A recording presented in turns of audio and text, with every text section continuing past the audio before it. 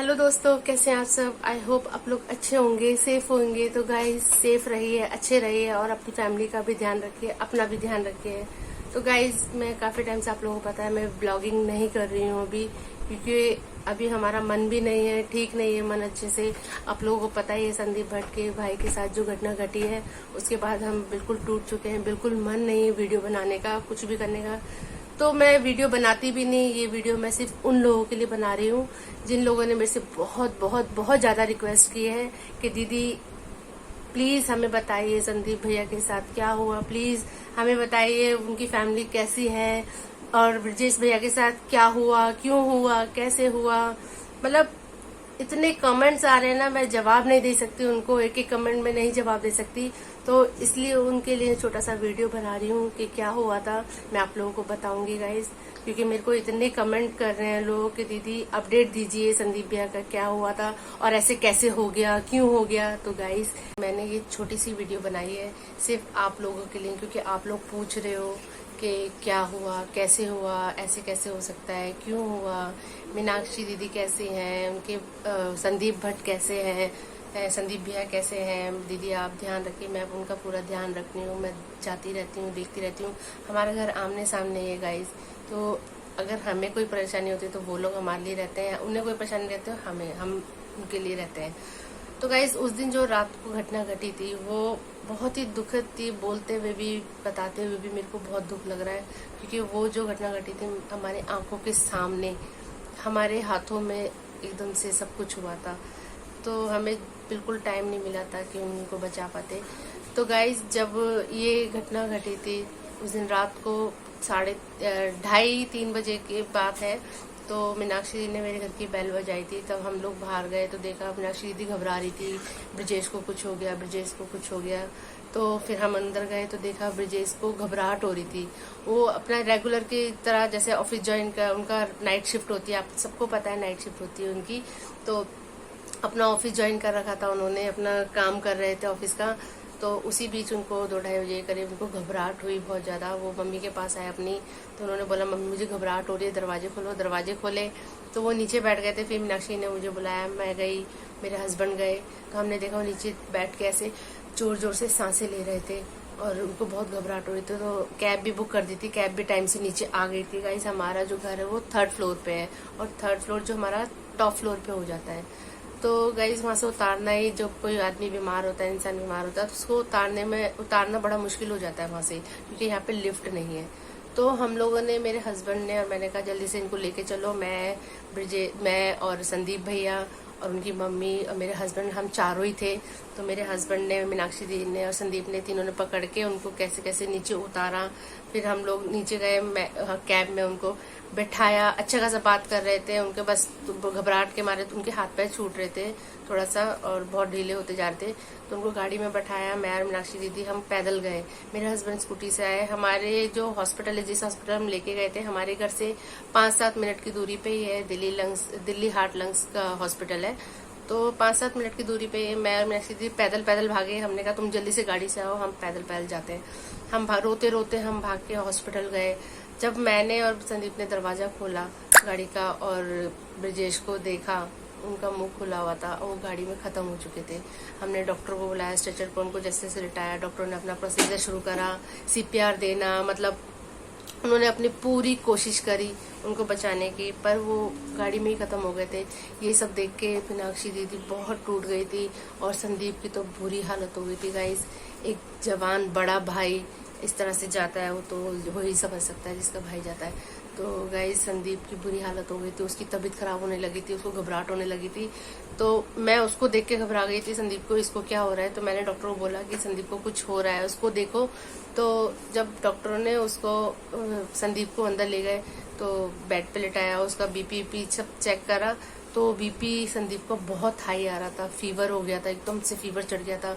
तो BP normal करने की उनको दवाई वगैरह दी। डॉक्टर ने उनको दवाई दी, फिर तो उनको दवाई दी, तो थोड़ा उनको रेस्ट करने के लिए बोला। वो उनको होश ही नहीं था संदीप भैया को बिल्कुल भी, वो बोल भी नहीं पा रहे थे, उनकी ऐसी सिचुएशन हो गई थी। और मीनाक्षी दीदी की हालत तो बहुत ज्यादा बुरी थी गाइज। किसी को मतलब हम फोन भी नहीं कर पा रहे थे, कुछ भी नहीं कर पा रहे थे, हम लोग सिर्फ घबरा रहे थे कि बस जैसे तैसे उसकी सांस आ जाए। हम लोग कैसे कैसे प्रार्थना कर रहे थे भगवान को, सारे भगवान को याद कर रहे थे, भगवान कुछ हो जाए, कुछ चमत्कार हो जाए। लेकिन भगवान की यही मर्जी थी, भगवान ने इतना सा भी टाइम नहीं दिया कि हम उसको सांस रहते हॉस्पिटल में लेके जाते, रिकवर हो जाता, या डॉक्टर लोग उसको पकड़ लेते, कुछ भी हो सकता था गाइज। लेकिन हमें भगवान ने बिल्कुल टाइम नहीं दिया।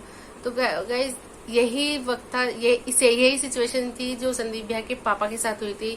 तब भी मैं और मीनाक्षी दीदी अकेले थे पूरे दिन का टाइम था उनका। सारे जेंट्स लोग ऑफिस गए हुए थे, संदीप और क्या कहते हैं ब्रजेश भी अपने कामों से बाहर गए हुए थे, ऑफिस गए हुए थे। मैं और मीनाक्षी दीदी अकेले थे जब उनको अटैक पड़ रहा था भैया संदीप के पापा को। तो उनको अटैक पड़ रहा था, हम दोनों ही थे। मैंने ऐसे पकड़ा हुआ था, उनकी सांसें, उनकी छाती को ऐसे सहरा रही थी मैं, तो उनका दम मेरे हाथ में ही निकला था उस टाइम पे। तो गाइज उस टाइम कोई भी जेंट्स नहीं था, और हमारा घर टॉप फ्लोर का, मैं और मीनाक्षी दीदी उतार नहीं पा रहे थे। मैंने जैसे तैसे आमने सामने जेंट्स को, लोगों को उस टाइम भी इकट्ठा किया था। फिर जैसे हम लेके गए, इसी हॉस्पिटल में लेके गए थे, तो उन्होंने बोल दिया था कि नहीं रहे। तो तब भी वो दोनों भाई बहुत टूट गए थे, मीनाक्षी दीदी बहुत टूट गई थी। लेकिन अभी 2 साल पहले पापा खत्म हुए संदीप भैया के, एकदम से बड़े भाई को अटैक आया फिर से वही सिचुएशन में, और एकदम से वो खत्म हो गए। उनको भी टाइम नहीं मिला कि हॉस्पिटल तक उनकी सांस रह पाती। तो गाइज आप लोग समझ सकते हैं संदीप पे क्या बीती होगी और उनकी मम्मी पे क्या बीती होगी।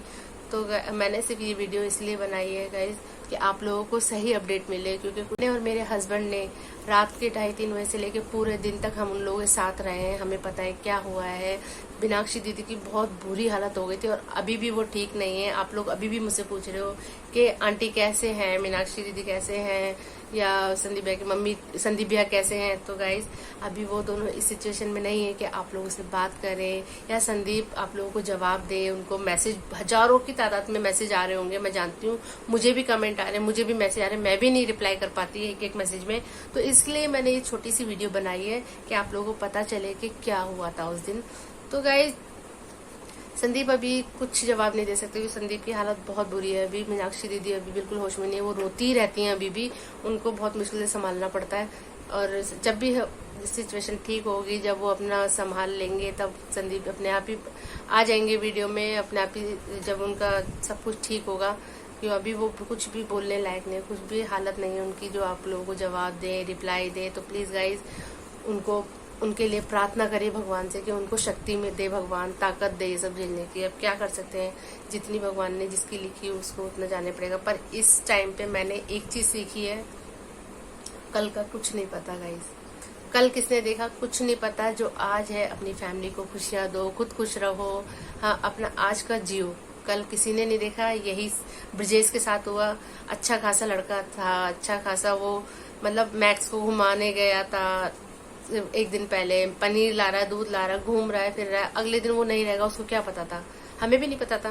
पर इंसान के साथ कुछ भी हो सकता। तो अपनी फैमिली को टाइम दो, अपनी फैमिली के साथ अच्छे से टाइम स्पेंड करो, खुश रहो। बस जो आज है उसको आज की तरह जियो, कल किसने देखा। बस मैं यही कहना चाहूंगी गाइज, क्योंकि मैंने दोनों बच्चों को, जब ये लोग आए थे, मैं भी उसी टाइम आई थी, हम दोनों एक साथ आए थे, 21 साल में 2011 में आए थे। तो जब संदीप आया था, संदीप 10th क्लास में था, तब ये लोग आए थे। मैं तब से जानती हूँ इन लोग दोनों भाइयों को, ज्यादा उम्र नहीं थी, छोटे ही थे। अपनी जर्नी जो वहां से स्टार्ट की थी मेरे को सब पता है, मैंने सब उनको देखा है। तो आज यहाँ तक आके एकदम से मतलब झटका लगता है कि उस बच्चे के साथ ऐसा अचानक से हुआ। भगवान ने ऐसा क्यों हुआ, भगवान किसी के साथ ऐसा ना करे। बस मैं यही दुआ करूंगी कभी किसी के साथ ऐसा भगवान ना करे। अब जो हुआ सो हुआ, लेकिन उस बच्चे संदीप जो जितना टूटा है ना, वो हम देख रहे हैं, वो कुछ नहीं बोल रहा, वो चुप है, पर उसके दिल पे जो बीत रही है वो हमें पता है वो क्या बीत रही है। तो गाइज ब्रजेश की डेड बॉडी आई थी घर पे, और मीनाक्षी दीदी ने जब डेड बॉडी देखी थी, वो अपनी सुध-बुध खो बैठी थी, उनको कुछ होश नहीं था, वो ऐसे बैठ गई थी, मतलब जैसे कोमा में चली गई हूँ, ऐसे उनका हाल हो गया था। हमें उसी टाइम उनको हॉस्पिटल लेके जाना पड़ा था, नहीं तो बहुत दिक्कत हो जाती है अगर हॉस्पिटल नहीं लेके जाते। उनको ड्रिप वगैरह चढ़ी, मेडिसिन चढ़ी और इंजेक्शन वगैरह लिए, तब जाके वो नॉर्मल हुई थी। तो गाइज बहुत ज़्यादा अभी भी वो होश में नहीं रहती हैं, अभी भी वो सिर्फ ब्रिजेश करती हैं। वो इतनी खुश थे, ये लोग सारे इतने खुश थे। आप लोगों ने देखा सुंदरकांड हुआ था, इतना खुशियां मना रहे थे ये लोग, इतना अच्छा सुंदरकांड किया था, मतलब इतनी खुशियां थी। एकदम से इतना बड़ा पहाड़ टूट पड़ेगा, एकदम से इतना बड़ा दुख आ जाएगा, किसी ने भी नहीं सोचा था कि ऐसा भी कुछ होगा। तो गाइज बस कुछ नहीं पता आजकल दुनिया में क्या है। मैं इतना सही आप लोगों के लिए वीडियो बनाई हूँ। आप लोग इसको ज्यादा से ज्यादा शेयर करना, जो कि जिनको कुछ नहीं पता उन तक ये मैसेज जरूर पहुंचे कि क्या हुआ था उस दिन। तो अच्छा खासा इंसान बैठे बैठाए 20 मिनट के अंदर अंदर चटपट हो जाता है, ये मैंने अपनी आंखों से देखा है, मैंने महसूस किया है। वो 20 मिनट भी नहीं मिला उसको इतना सा टाइम नहीं मिला, ना सर दर्द, ना बुखार, ना कोई दिल में दर्द जाके जो कि हम बोले कि उसको दर्द हो रहा था, कुछ नहीं, बस घबराहट हुई थी। घबराहट में वो चटपट हो गया, नीचे तक बस गाड़ी में ही बैठना था, गाड़ी में बैठने के बाद खत्म हो गया था। तो गाइज आप लोग ज्यादा से ज्यादा प्रार्थना करें, ज्यादा से ज्यादा दुआएं दें उनको, मीनाक्षी संदीप भट्ट की फैमिली को, कि वो उभर सके इस दुख से। देखो ये तो जिंदगी भर का दुख हो गया अब, और ये दुख कोई नहीं संभाल सकता, वो उन्हीं को झेलना है। वो कभी नहीं भूलेंगे अपने बेटे को, अपने भाई को। हम जानते हैं, जिंदगी भर उनके लिए ये दुख है। तो गाइस आप लोग अपना साथ ऐसे ही बनाए रखिए, अपने संदीप भट्ट से ऐसे ही प्यार बनाए रखिए, उनका साथ ऐसे ही दुआओं में उनके लिए दुआएं करते रहिए। वो सबका साथ देते हैं, वो सबके लिए कोशिश करते हैं, खुशियां बांटते हैं संदीप भैया, और कोशिश करते हैं सबको जिंदगी देते हैं। नहीं, आप लोगों को पता है, नई जिंदगियां देते हैं, कितना सपोर्ट करते हैं लोगों को। लेकिन भगवान ने उनको टाइम नहीं दिया, भगवान ने उनको जितना सा भी टाइम नहीं दिया कि वो अपने पापा या अपने भाई को बचा सकते थे। इससे आगे मैं कुछ नहीं कर पाऊंगी, तो मैं वीडियो को यहीं पे एंड करती हूँ। हम लोग अभी तक उनका साथ दे रहे हैं, हम लोग उनके साथ हैं। आप लोग बोलते हैं दीदी आप उनके साथ रहिए, तो मेरे हस्बैंड हम लोग उनके साथ हैं हमेशा और रहेंगे। सिर्फ अपना प्यार, अपनी दुआएं बनाए रखिए। तो